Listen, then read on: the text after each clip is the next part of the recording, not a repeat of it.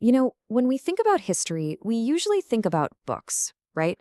We read stories of kings and epic battles and the rise and fall of empires.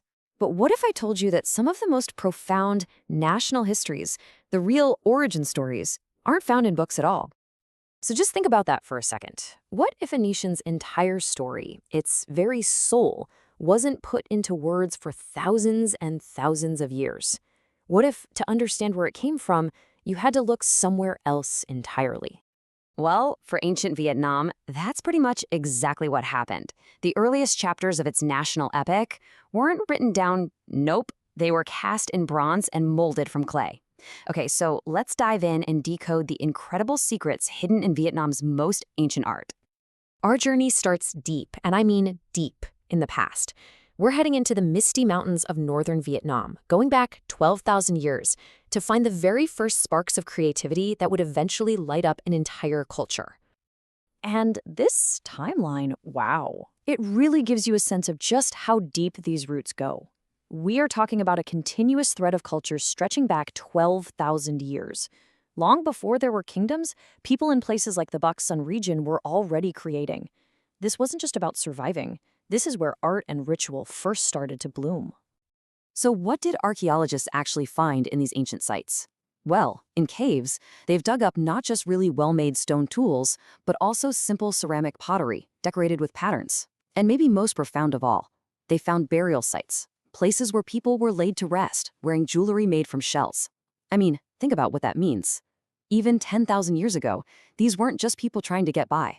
They had a sense of beauty, a need to create, and a belief in something more.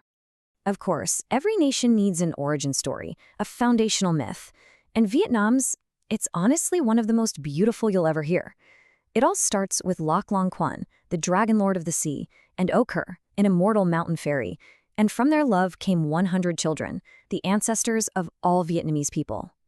But here's where it gets really interesting. The dragon lord belonged to the water, and the mountain fairy belonged to the land. So they decided to part, each taking 50 of their children. Loc Long Quan led his half to the coast to master the sea, while Okur took her half up into the highlands to master the land. It's this incredible story of a people born from a dragon and a fairy, split between the mountains and the sea, that perfectly mirrors the geography and the very soul of Vietnam itself. Okay, so from myth, we come forward into this explosive new chapter. We're going to follow those children of the Dragon Lord, the ones who went to the coast and settled in the fertile Red River Delta. Because here, during the Bronze Age, their descendants made a revolutionary leap. They became master metallurgists, and they created one of the most iconic artifacts in all of Southeast Asian history. And when I say iconic, I mean these things were absolutely colossal. A single dongsung drum could weigh over 150 pounds and stand several feet tall. So yeah, these were not just instruments. They were incredible symbols of power and status, owned only by the most powerful chieftains. People believed their booming sound could literally connect them to the gods. But here is the real secret, the thing you have to understand about these drums. They weren't just for making noise. They were history books. This is such a key idea. These artifacts totally challenge the idea of what history even is. We think of history as words on a page, something written down. But the Dong Son people show us that history can be cast in metal, preserving the entire world of a civilization on a single bronze surface. So let's crack open one of these storybooks and see what's inside. The surface of every drum is like a universe in miniature. You start at the very center, and right there, you always find a star or a sun, the heart of their cosmos. In orbiting it, we see these long-tailed lake birds in flight, the sacred animal totem of these ancient people. And then, as you move outwards, you start to see the people themselves. And just look at the detail here. You can see warriors wearing these incredible feathered headdresses, paddling long boats across the water. This tells us they were a sophisticated society, skilled in both fighting and sailing, the true children of the Dragon Lord of the Sea. The level of detail is just mind-blowing. We see scenes of everyday life, people pounding rice, musicians playing instruments, figures dancing in ceremonies. We even get a clear look at their homes, these unique stilt houses, which were perfectly adapted for life in the river deltas.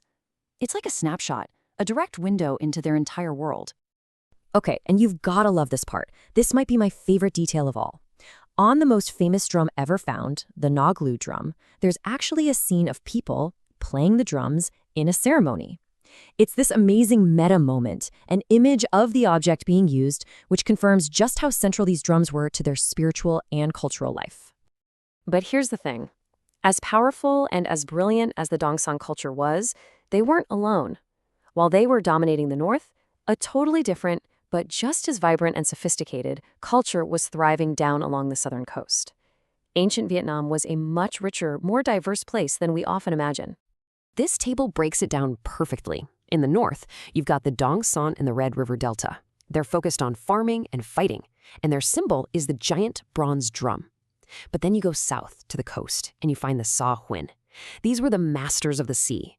Their entire culture revolved around maritime trade, and their defining artifacts weren't drums, but these huge, beautifully decorated ceramic jars they used for burials. It shows a completely different way of life.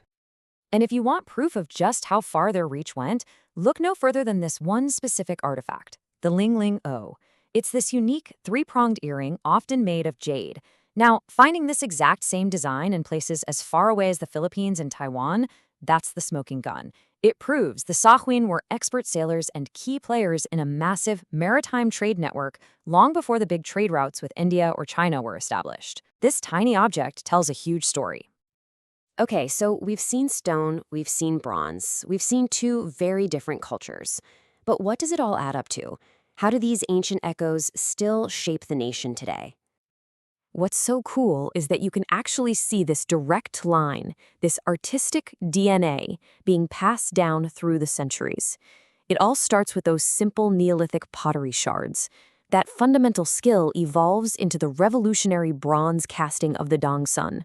That mastery of form then influences the grand architecture of later dynasties, and ultimately, it leads to the world-renowned ceramics that Vietnam is famous for today.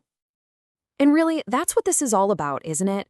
These beautiful objects are so much more than just old relics. They're an immortal message of ingenuity, of identity, and of resilience.